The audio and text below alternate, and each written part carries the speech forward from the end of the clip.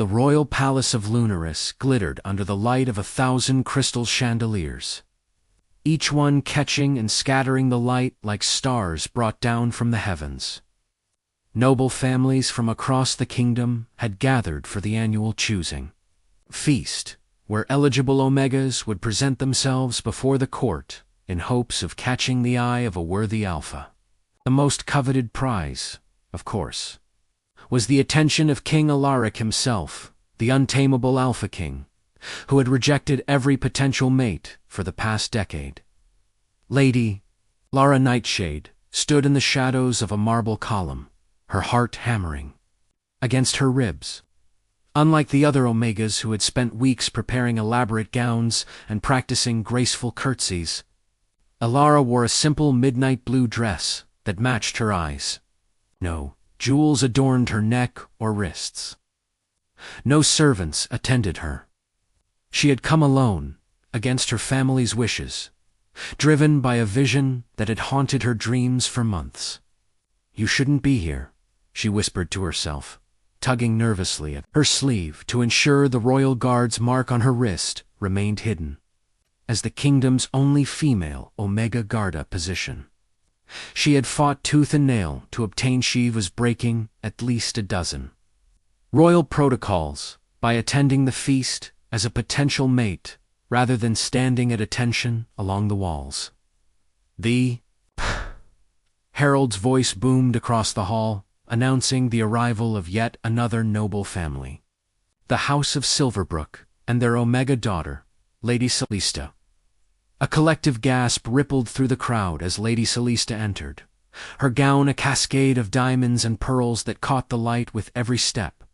Her golden hair was piled, her head in an intricate arrangement of braids and jeweled pins, and her scent deliberately enhanced with rare perfumes wafted through the hall, causing several alphas to straighten and take notice. Alara pressed herself further into the shadows. Next to such opulence, she was practically invisible, and that was precisely her advantage. From her position, she could observe the high table where King Alaric sat, looking thoroughly bored with the proceedings. At 32, he was in his prime, powerful, commanding, and undeniably beautiful, with his sharp jawline and piercing green eyes. His dark hair was pulled back from his face, revealing the scar that ran from his temple to his jaw, a souvenir from the Northern Wars. Unlike the other alphas who preened and postured, Alaric sat in his throne, occasionally whispering something to his advisor that made the older man frown in disapproval. "He's not going to choose anyone," a servant murmured as she passed Alara with a tray of wine goblets. "They say his heart is made of ice. Or perhaps he simply hasn't found someone worthy," Alara replied softly, earning a curious glance from the servant. The feast continued, with noble families presenting their Omega children one after another. Some were shy, others boldly flirtatious. All were met with the same indifferent gaze from the king. As the night wore on, Alara began to doubt her vision. Perhaps she had been foolish to come. Just as she was considering slipping away, the massive doors to the hall burst open, and a cold wind extinguished half the candles in the room. A hush fell over the crowd as High Lord Darius Blackthorn strode in, flanked by his twin alpha sons. Known for their cruelty and ambition, the Blackthorns were feared throughout the kingdom. "Your Majesty," Lord Blackthorn's voice carried across the silent hall, "I apologize for our tardiness. The mountain passes were treacherous." King Alaric straightened in his throne, his expression hardening. "Lord Blackthorn, I wasn't aware you had an Omega child of age." A cold smile spread across Blackthorn's face. "Not my child, Your Majesty. My ward." He gestured, and a small figure stepped forward from behind him. Alara's breath caught. The Omega was barely more than a child, no older than 16, with frightened eyes and trembling hands. The girl's scent carried notes of fear and distress so potent that Alara had to restrain herself from rushing forward. "This is Lyra, Blackthorn announced. A distant cousin who came into my care after her parents' unfortunate accident. She is pure and untouched. A perfect mate for any alpha of distinction. The girl erect her eyes downcast, but Alara could see the silent tears tracking down her pale cheeks. Around the room, alphas shifted uncomfortably, sensing the wrongness of the situation, but unwilling to challenge a High Lord. King Larrick's knuckles whitened as he gripped the arms of his throne. How thoughtful of you to bring her, Lord Blackthorn. However, I believe the feast is for Omegas who wish to be chosen, not those who are being offered without their consent. A dangerous light entered Blackthorn's eyes. Your Majesty misunderstands. Lyra is honored to be here, aren't you, child? The girl nodded mechanically, but her scent spiked with terror. Something snapped inside Alara before she could think better of it. She stepped out from the shadows and into the center of the hall. I challenged that claim, Lord Blackthorn. A collective gasp rose from the assembled nobles. All eyes turned to her, including the king's, whose expression shifted from surprise to intense curiosity. And who? Lord Blackthorn sneered. Are you to challenge anything in this court? Alara lifted her chin. I am Alara Nightshade, daughter of the late General Nightshade, and a royal guard of Lunares. She pushed up her sleeve, revealing the mark that identified her as one of the king's own protectors. And I say this Omega is here against her will. The hall erupted in whispers. A female Omega guard was unprecedented enough, but for her to speak out against a High Lord at the choosing feast was unheard of. King Alaric rose from his throne, silencing the room with a single gesture. His eyes locked with Alara's, and for a moment the world seemed to narrow to just the two of them. Lady Nightshade, he said, her name rolling off his tongue like a caress. I was not aware you were among the candidates tonight, Alara swallowed. I wasn't planning to be, Your Majesty, but I cannot stand by while an innocent is coerced. A slow smile spread across the king's face, the first genuine expression he'd shown all evening. Indeed, neither can I. The tension in the great hall crystallized like frost on a winter morning. Lord Blackthorn's face contorted with barely contained rage, his alpha pheromones flooding the space with the acrid scent of aggression. His twin sons moved to flank him, hands resting on the hilts of their ceremonial daggers. Ceremonial, but no less deadly. Your Majesty, Blackthorn's voice was dangerously soft. Surely you don't mean to take the word of this guard ...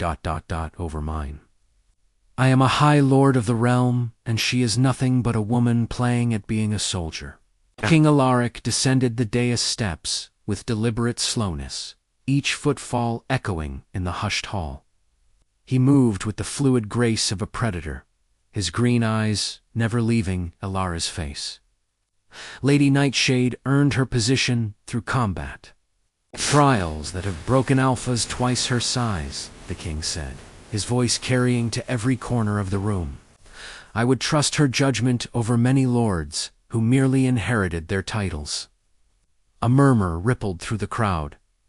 Alara felt her cheeks warm at the unexpected defense, but she kept her focus on the trembling Omega girl still clutched in Blackthorn's grip. The girl stays with me, Blackthorn snarled, tightening his hold on Lyra's arm until she whimpered. She is my ward, and I decide her fate. Alara took a step forward. Then perhaps your lordship would care to explain why your ward bears the marks of binding cuffs on her wrists, or why her scent carries the distinct note of moonshade extracta, suppressant typically used on unwilling Omegas. Gasps and horrified whispers erupted around the hall. Moonshade extract was illegal in Lunaris, precisely because it could be used to mask an Omega's distress signals, making them appear compliant when they were anything but. Blackthorn's face paled then flushed with fury. "You dare accuse me?" "I do more than accuse," Alara interrupted, emboldened by the king's support. "I was trained to detect such substances as part of my guard duties. Would you submit to having the royal physician examine the girl, my lord? Or would you prefer to withdraw your accusation against me and leave the feast with your reputation somewhat intact?" The hall held its collective breath. Challenging a high lord publicly was tantamount to political suicide. Yet Alara stood her ground, her midnight blue eyes steady and unflinching. King Alaric moved to stand beside her, close enough that his sleeve brushed against hers. The contact sent a jolt of awareness through her body that she struggled to suppress. This was not the time to be distracted by the intoxicating scent of the alpha kingpine and smoke and something uniquely him that made her inner omega stir with recognition. "I believe we have a solution," Alaric announced. "Lady Lyra will remain at the palace tonight, under the protection of my personal guard. Lord Blackthorn, you and your sons are welcome to stay as well, of course. Tomorrow we shall sort out this misunderstanding."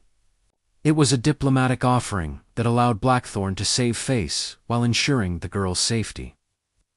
For a moment, it seemed the High Lord might refuse.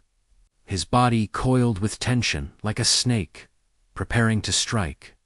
Then, unexpectedly, he saw a cold, calculating expression that sent a chill down Alara's spine. "Of course, Your Majesty. I would never question your judgment." He released Lyra's arm, shoving her forward with enough force that she stumbled. The girl is clearly confused, then has been filling her head with fantasies. A night away from my influence might clear her thoughts. Alara moved swiftly to catch Lyra before she fell, steadying the younger Omega with gentle hands. Up close, the girl's fear was even more apparent, her pupils dilated, her breathing shallow and rapid. "It's all right," Alara whispered. "You're safe now." Lyra's eyes widened in disbelief, hope flickering in their depths like a fragile flame. King Alaric signaled to his captain of the guard, a burly alpha named Thorn. "Escort Lady Lyra to the Blue Suite and post 2 guards at her door. No one enters without my express permission." As Thorn approached to take charge of the girl, Blackthorn's voice cut through the hall once more. "Since we're speaking of propriety, Your Majesty, perhaps we should address the other irregularity in our midst." His cold gaze fixed on Alara. "The choosing feast is for noble Omegas seeking mates, not for guards to abandon their posts. Lady Nightshade's presence here is a violation of protocol." The assembled nobles turned to stare at Alara, many nodding in agreement. Even those who had been moved by her defense of Lyra were now reminded of the social boundaries she had crossed. Alara felt her momentary confidence waver. He was right, of course. She had no business being at the feast as a candidate. Her family, once prominent, had fallen from favor after her father's death. She had joined the royal guard out of necessity as much as desire, needing to support her mother and younger siblings. The vision that had drawn her here tonight suddenly seemed like foolish fancy. "You are correct, Lord Blackthorn," King Alaric said, and Alara's heart sank. "The feast does have its traditions." Then, to everyone's shock, the king reached out and took Alara's hand in his. His touch was warm, his fingers calloused from years of swordplay despite his royal status.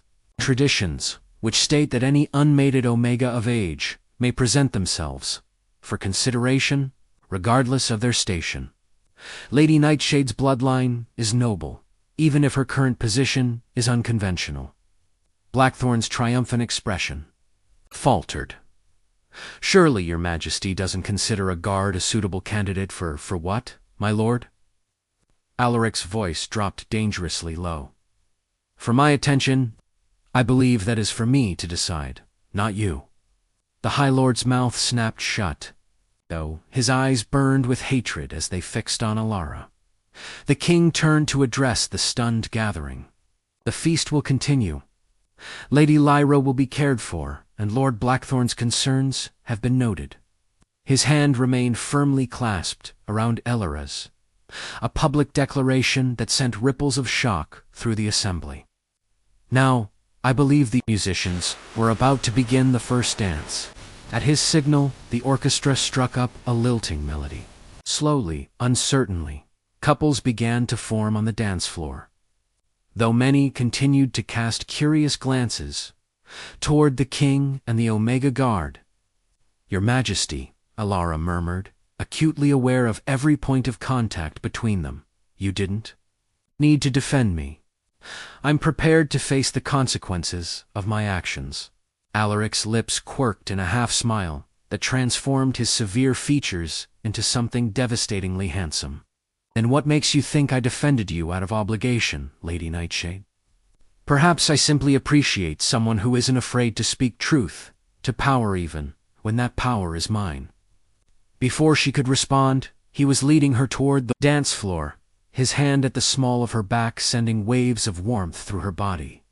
"Besides," he added, in a voice meant only for her ears, "I've been watching you since you entered the hall. You may think yourself invisible, Alara, but not to me. Never to me." As they took their positions for the dance, Alara caught sight of Lord Blackthorn, conferring with his sons in a shadowed corner, their expressions dark with malice. Whatever game was being played tonight, she had just become a central piece and the stakes were far higher than she had imagined. When she slipped into the feast, the king's hand settled on her waist, drawing her attention back to him. "Don't worry about Blackthorn," he murmured, reading her concern. "Focus on the dance, and perhaps on explaining why a royal guard who has never shown interest in court politics suddenly appears at the choosing feast." As the music swelled around them and they began to move in perfect synchrony, Alara realized she had a choice to make. Reveal the vision that had brought her here and risk being thought mad, or invent a more plausible explanation and deny the connection. She had felt the moment their eyes met across the crowded hall.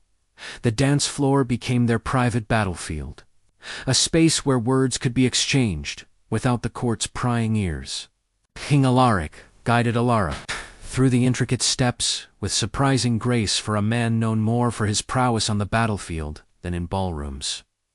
His hand at her waist was firm but respectful, maintaining the proper distance even as his eyes held hers with an intensity that made her breath catch. "You still haven't answered my question, Lady Nightshade," he said as he turned her in a graceful spin. "What brought you to the feast tonight?" Alara hesitated. The truth seemed absurd. That for months she had dreamed of this night, of a king with green eyes who would recognize her across a crowded room. That she had seen blood and fire and a kingdom on the brink of civil war, all hinging on this single evening. "Would you believe me if I said, 'Fate, Your Majesty'?" She finally replied, deciding on a half-truth. His eyebrow arched. "Fate is what we call the consequences of choices we don't understand. I prefer clarity." "Then let me be clear," Alara said, emboldened by the private bubble the dance had created around them. "I came because I saw something wrong happening in your courtin. Innocent being used as a pawn in political games, and I could not stand by and watch." "You speak of Lyra," he noted, his expression darkening. "Yet you arrived before Blackthorn. How did you know?" The music swelled, and Alaric executed a complex turn that brought Alara's back against his chest for a brief, breathtaking moment before spinning her to face him again. "Didn't know about Lyra specifically," she admitted. "But I've been investigating disappearances of young Omegas from villagers near Blackthorn lands for months. My captain dismissed my concerns, said it was beyond our jurisdiction. Understanding dawned in the king's eyes. So you came to bring the matter to my attention directly. Clever, if somewhat reckless." I've been called worse than reckless, Your Majesty. His lips quirked. I imagine you have. Few women would dare to join the royal guard, let alone challenge a high lord at court. Few people would, regardless of gender, Elara countered. Fear makes cowards of many, but not you. It wasn't a question. The music shifted, slowing to a more intimate tempo. Around them, other couples adjusted their steps, drawing closer together. Alaric's hand at her waist tightened almost imperceptibly. Fear exists to be overcome, she said softly. My father taught me that before he died. General Nightshade was a good man, Alaric said, surprising her with the personal acknowledgement. His strategies saved countless lives in the northern campaign, including mine. Alara's steps faltered slightly. You knew him? I fought beside him. A shadow crossed the king's face. His death was no accident. Despite what the official records claim, the revelation struck Elara like a physical blow. She had suspected as much for years, but had never been able to prove it. You know who was responsible? I have suspicions. Alaric's gaze flicked meaningfully toward Lord Blackthorn, who was watching them from the edge of the dance floor with barely concealed hatred. But suspicions are not proof, and a king cannot act without proof. But a guard might be able to find such proof, Elara suggested. Her mind racing with possibilities, Alaric's eyes narrowed. A dangerous game, Lady Nightshade. Life is dangerous, Your Majesty, particularly for those who stand against corruption. The music drew to a close, and Alaric stepped back, offering a formal bow. As Elara curtsied in return, she became acutely aware of the hundreds of eyes fixed upon them. Their stands had been noted by everyone in the hall, and the implications would spread through the kingdom by morning. I believe it's time for the feast to continue, Alaric announced. Offering his arm to escort Elara back to the high table, another significant gesture that caused a fresh wave of whispers to ripple through the crowd.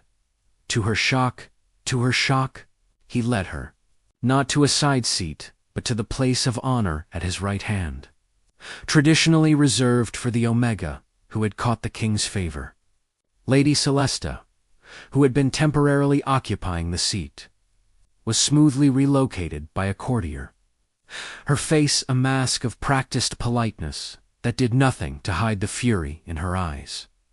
Your Majesty, Elara whispered as he held out her chair, this will cost talk. Good, he replied simply. Let them talk. The feast resumed, with servants bringing out elaborate dishes: roasted pheasant with golden berry sauce, venison in wine reduction, delicacies from every corner of the kingdom. Elara ate little, too aware of the calculating gazes fixed upon her from all directions. Beside her, Alaric seemed utterly at ease, occasionally leaning close to offer a private comment about one noble or another. His breath warm against her ear. From across the hall, Lord Blackthorn watched them with the cold patience of a predator. His twin sons had disappeared sometime during the dance, Elara noted with unease. Such men rarely accepted defeat gracefully. As the final course was being cleared away, Alaric rose to his feet, commanding immediate silence throughout the hall. This was the moment everyone had been waiting for, the king's choice, if indeed he made one at all. Honored guests, he began, his deep voice carrying effortlessly to every corner of the vast room. For 10 years, I have attended this feast out of obligation to tradition. While making it clear, I had no intention of choosing a mate until the time was right for Lunaris. He paused, his gaze sweeping the assembly. Tonight, I have seen courage where I expected only compliance. I have seen truth spoken when lies would have been easier. I have seen the qualities I value most demonstrated, not in grand gestures or elaborate displays, but in a simple act of justice. Alara's heart began to pound so loudly, she was certain Everyone must hear it. Surely he wasn't about to, lady. Alara Nightshade. Alaric turned to her, extending his hand. Would you do me the honor of standing? On legs that threatened to betray her, Alara rose, placing her hand in his. The contrast was striking her slender fingers against his battle-scarred palm. Yet they fit together, as though designed for each other. The purpose of the choosing feast is for the king to identify an Omega whose qualities complement his own, whose strength and character would benefit not only him, but the kingdom he serves.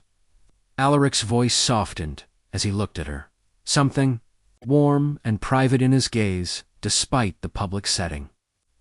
I have found such an Omega in you, Lady Nightshade. A collective gasp rose from the assembly. This was unprecedented. A royal guard, chosen over the daughters of the highest noble houses. Land. Do you accept my choice? Alaric asked. The traditional question suddenly weighted with meaning beyond mere ceremony. Alara was acutely aware of the political ramifications of what was happening. By accepting, she would make enemies of powerful families who had spent years grooming their Omega children for this possibility. By accepting, she would step into a world of court intrigue, far more dangerous than the battlefield. By accepting it, she would be taking the first step toward the future she had glimpsed in her visions, both the glory and the peril.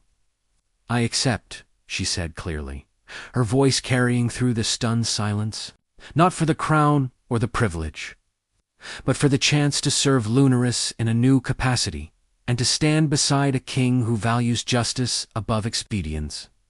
Alaric's smile was like the sun breaking through clouds. He raised their joined hands.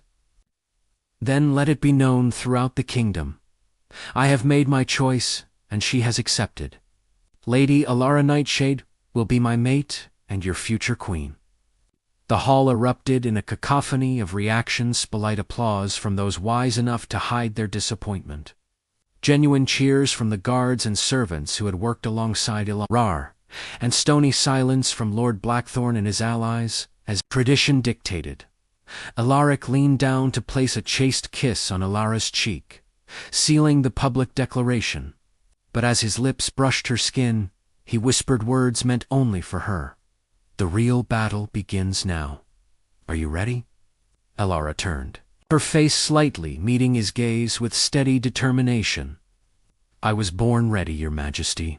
What neither of them saw was the silent signal that passed between Lord Blackthorn and several nobles, scattered throughout the hall, a gesture that set in motion a plan long in the making, one that would test their newfound alliance before the Astadanouv, the mountain before the finish line is inside. Team 5. What neither of them saw was the silent signal that passed between Lord Blackthorn and several nobles scattered. When several nobles scattered throughout the hall, a gesture that set in motion a Celter with Celter.Psa.Pia.Brust.Pia.Pia.Pia.Pia.Pia.Pia.Pia. Night was through. The great hall fell silent as King Alaric rose from his throne, his expression unreadable as he surveyed the chaos before him. Lord Blackthorn stood in chains, his sons flanking him with matching sneers, despite their bound hands. The young Omega Lyra huddled behind Alara, trembling but safe, after the guards had intercepted the Blackthorns' attempt to smuggle her from the palace. Lord Darius Blackthorn. Alaric's voice carried to every corner of the hall. You stand accused of Omega trafficking, conspiracy against the crown, and attempted kidnapping. The evidence against you is overwhelming. Blackthorn lifted his chin defiantly. I demand a trial by my peers, as is my right. Your rights, Alaric said coldly, were forfeit the moment you violated the sanctity of my court and the safety of those under my protection. Ilara watched the proceedings with a strange sense of déjà vu. This moment had appeared in her visions repeatedly. The fallen lord, the king's judgment, the turning point for the kingdom. What hadn't been clear was her own role in it all. The punishment for your crimes is death, Alaric continued, causing gasps to ripple through the assembly. However, justice demands more than your execution. It demands restitution. With deliberate steps, the king descended from the dais and approached Ilara, taking her hand in a gesture that left no doubt about her position. Lady Nightshade demonstrated. The night, the courage and compassion that Lunaris needs in its leadership. Her actions saved an innocent and exposed a conspiracy that has festered too long. He turned back to face the court. Therefore, my judgment is this. The Blackthorn lands and titles are hereby stripped and will be placed under the stewardship of Lady Ilara, Nightshade, who will ensure that every victim of Blackthorn's crimes receives justice and compensation. Blackthorn's face contorted with rage. You would give my ancestral lands to this guard, to my future queen, Alaric corrected, his voice softening as he looked at Ilara. If she will accept both responsibilities. The hall erupted in whispers. Ilara felt the weight of hundreds of eyes upon her, some curious, others calculating, a few openly hostile. This was more than a mating proposal, it was a political alliance. A redistribution of power, a statement about the future of the kingdom and her visions. She had seen multiple paths from this moment, some leading to prosperity, others to civil war. The difference always hinged on her response. I accept, she said clearly, her voice carrying through the hushed hall. Not for power or position, but for justice. The Blackthorn lands will be restored to those who truly belong there, the people, who have suffered under tyranny for too long. Alaric's smile was like the sun breaking through clouds. He raised their joined hands. Then, let it be known throughout Lunaris, justice has been served, and a new era begins tonight. As the guards led Blackthorn away to await his execution, Alaric leaned close to Ilara. You knew this would happen, didn't you? Your visions showed. They showed possibilities, she admitted. This was the best of them. And us? He asked softly. What did they show of our future? Ilara smiled, remembering flashes of shared challenges and triumphs, of a partnership that would redefine what it meant to rule.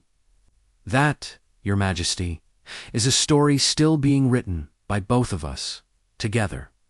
The court watched in stunned silence as Alaric brought her hand to his lips, placing a kiss on her knuckles that sealed their pact more effectively than any formal ceremony. Noble families, who had arrived expecting to advance their own interests through their omega. Children now found themselves witnessing a revolution in royal tradition. The feast is concluded, Alaric announced. Tomorrow, we begin the work of healing. What Blackthorn is broken. As the assembly dispersed, Lyra approached timidly. Lady Nightshade, what will happen to me now? Ilara exchanged a glance with Alaric before kneeling to meet the girl's eyes. Whatever you wish, Lyra, you could. Return to your village, or... She hesitated, then offered what her heart suggested. You could stay here, under my protection. Learn to be whatever you dream of becoming. Hope bloomed in the girl's eyes, the first genuine emotion beyond fear that Ilara had seen there. I could... choose. Alaric confirmed, his deep voice gentle. That is the first change of many to come. Later, in the quiet of the palace gardens, Ilara and Alaric walked beneath the stars, their guards maintaining a respectful distance. The night air carried the scent of night-blooming jasmine, washing away the lingering tension of the evening's events. Are you certain about this? Ilara asked. The nobles won't easily accept an Omega Guard as their queen. Alaric's laugh was warm and genuine. They'll accept what I command, but more importantly, they'll respect what you earn. His fingers intertwined with hers. My untamable reputation comes from refusing to settle for less than what Lunaris deserves. In you, I've found exactly what we need. As moonlight silvered their path, Alara felt the last pieces of her visions falling into place, not as prophecy, but as possibility made real through choice and courage. The invisible Omega and the untamable King, forging a future neither could have created alone.